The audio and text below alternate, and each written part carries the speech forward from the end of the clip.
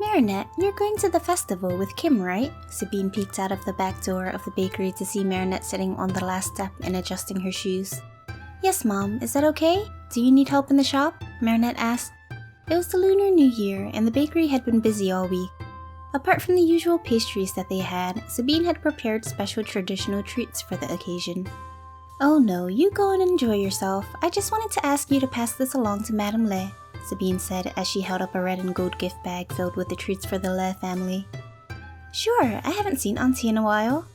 Is there anything else? Marinette took the bag from Sabine. Sabine simply told her daughter to wish her friend a Happy New Year for her. Kim was surprised to see Marinette at his door since they had agreed to meet at the festival. He quickly ushered her in as the February temperatures were colder than usual this year. Marinette shivered as she stepped in, her cheeks and nose rosy from the cold. She was dressed in an adorable pink cape over a mandarin-colored dress. They were no doubt her creations. Sorry for the surprise visit. My mom wanted me to deliver some goodies, Marinette explained as she lifted up the bag. Is Auntie home?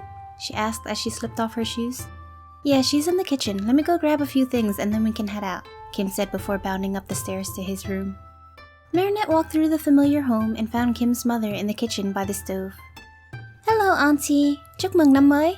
Marinette wished her a Happy New Year with the phrase that Kim had taught her when they were little.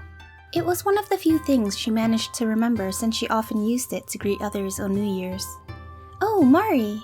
Chúc mừng năm mới. Madame Le smiled as she walked over and patted Marinette on the shoulders. You've grown even more beautiful since the last time I saw you. Are you sure you don't want to marry my idiot son? Ma! Kim's voice cut in as he entered the room and Madame Le chuckled at the sight of her blushing son. Marinette giggled, seeing that Madame Le still hadn't given up on propositioning Marinette's hand in marriage on behalf of her son. This is for you, from my mom. Marinette decided to have some mercy on Kim and changed the subject. She passed the bag to Madame Le and the woman thanked her graciously. Sabine is always going above and beyond. Could I trouble you to pass some things along to your mother as well? Madame Le asked before turning away and busying herself with the green square-shaped parcels on the countertop. Sure, it's not a problem, Marinette laughed. It looks like you're working just as hard. You've made even more rice cakes this year. Well, that one over there, Madame Le eyed Kim, is always whining about how much he wants some throughout the year, so I decided to make extra to freeze. Marinette looked at Kim mirthfully and he frowned in return. She had always known him to be a mama's boy. She found it endearing, but he was adamant about keeping it under wraps. Madame Le told Kim to come over and help her, and he begrudgingly obeyed, making Marinette giggle as she watched the two work and speak to each other in Vietnamese.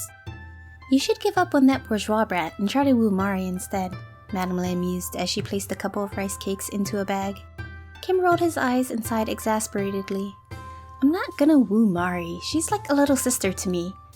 That's not what you said 2 years ago. Marinette cocked her head, noticing the distinct flush of Kim's face, and wondered what they were talking about. Knowing Madame Le, she was still teasing him about his wife prospects. It was confirmed when his eyes met hers and he grew an even deeper shade of red. Here you go, darling. Madame Le handed Marinette the bag of rice cakes to bring home. Kim shifted impatiently, waiting to leave so that his mom couldn't embarrass him anymore. And also this, she said, giving Marinette an insulated jar. Sweet rice ball soup to keep you warm at the festival. Thank you, Auntie, Marinette smiled. Kim sighed a breath of relief as they left the home and made their way to the festival. There wasn't a single time when Marinette had come over that his mom didn't bring up marriage. He regretted ever letting her find out that he did indeed have a teensy crush on Marinette a while back.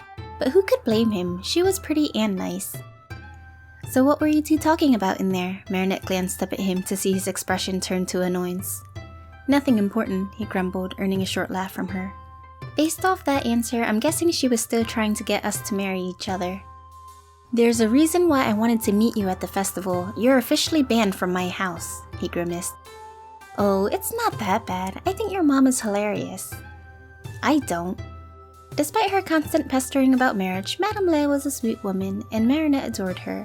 While she did often complain about Kim's antics, she didn't hesitate to spoil the boy, like making extra rice cakes for him. Marinette couldn't help but let out a laugh as a thought entered her mind. Good luck getting Chloe to make you rice cakes. She chuckled when he blushed. Shut up.